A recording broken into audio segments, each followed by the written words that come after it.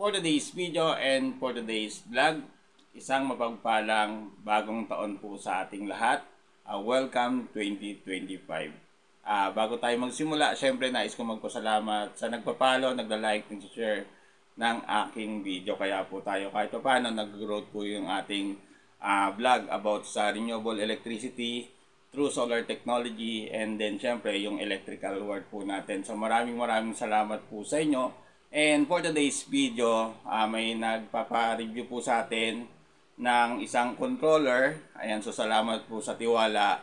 At kung pwede, pang small setup lang, pang maliit na bahay lang, ilaw, electric fan, pang-charge ng TV, ayun, pang-charge tuloy ng TV, no, hindi, pang-charge ng cellphone. So syempre, tao lang, nagkakamali rin po tayo, pang-charge ng cellphone. Ulitin na lang po natin, hindi ko na po ito i-edit. So ganun talaga, no, hindi tayo perfect, kaya nagkakamali po tayo.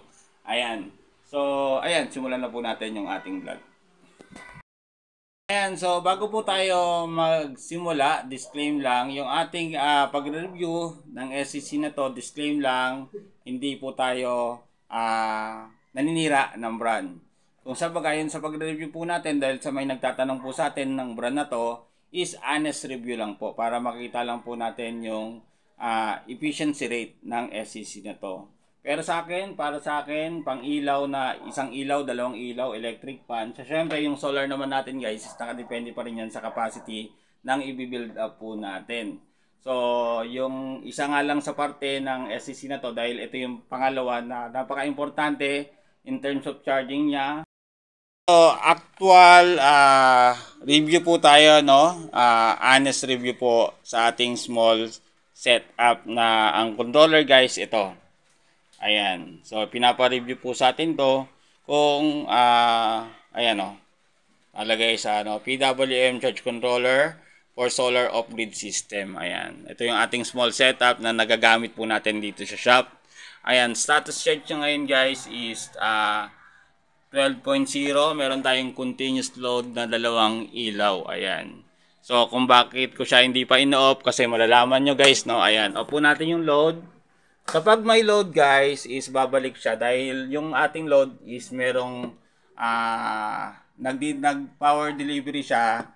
Kapag nag-off po tayo ng load, makikita natin yung actual status ng battery natin. So 12.1. So kapag gel type yung ating battery is ang standard use po natin ito is 50%. Ayan, 50% DOD. Kapag nakita natin sa SCC natin na 12.0, wag na po nating gamitin para wag pong ma-overdrain yung ating battery. So yung compose po ng setup na to, yung ating solar panel is 100 watts. Yung ating battery guys is 55 ampere hour na gel type. Ayan. Ayan, 55 ampere hour na gel type yung ating battery. Tapos, ang napansin ko sa SCC na to, di ko lang alam kung itong SCC lang na to. Ayan, so magre-request ako ulit, hihingi ako sa kanya ng isa para ma-verify po natin, no? Kasi ang napansin ko sa kanya, hindi po siya hindi accurate sa ating multitester. So, syempre, kapag nagre-report po tayo, is kailangan makita natin sa ating multitester, no? Kasi ito yung batayan natin ng voltage, kasi ito talaga yung ating ginagamit na pang-repair. So kung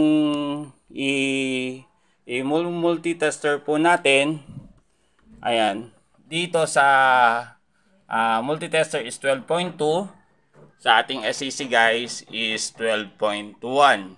Ayan, malinaw po, no? Yung sa ating voltage sa ating SCC 12.1, sa ating multitester is 12.2. Gusto ko pang makasigurado guys, kaya gagamit po tayo ng isa pang multitester para malaman natin yung accuracy, no? Ayan. So gamit po tayo nito, no? Ayan.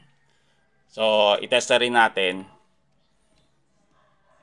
Ayan, gamit tayo ng auto na na multitester. Ayan, 12.2. Ayan. So halos hindi sila nagkakalaro ng dalawa nating multitester, pero sa kanyang screen 12.1.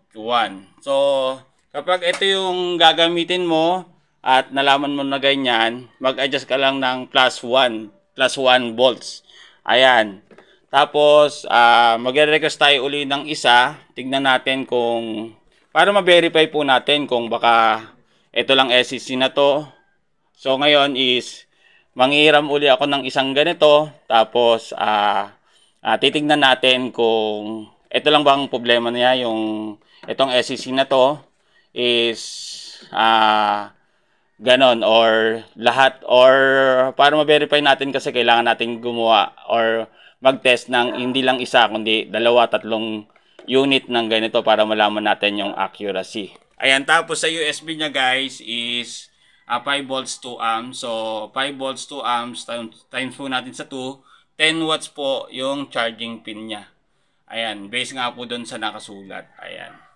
So, for small setup na pang ilaw, electric fan charge ng cellphone, pwede na. Ayan. Pero take note po natin, kapag 12.0 na, is better wag na po nating gamitin para wag ma-overdrain yung ating battery. So, that's for today's video.